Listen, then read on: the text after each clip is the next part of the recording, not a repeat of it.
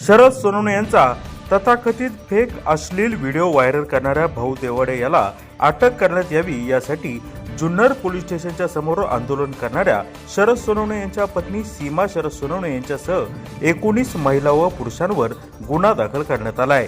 शरद सोनवणे यांचा कथित अश्लील व्हिडिओ भाऊ देवाडे याने व्हायरल केला होता। भाऊ देवाडे याला अटक करण्यासाठी पोलिसांची पथके देखील रवाना झाली होती, परंतु भाऊ देवाडे हा पोलिसांना गुंगारा देऊन पळून जाण्यात यशस्वी ठरला। भाऊ देवाडे हा फरार असल्याने त्याला अटक करण्यात यावी यासाठी सीमा शरद सोनवणे यांच्यासह अनेक महिला व पुरुषांचा जमाव जुन्नर पोलीस स्टेशनच्या समोर येऊन धडकला व त्यांनी भाऊ देवाडे याच्या प्रतिमेवर चपला मारत अटकेची मागणी केली।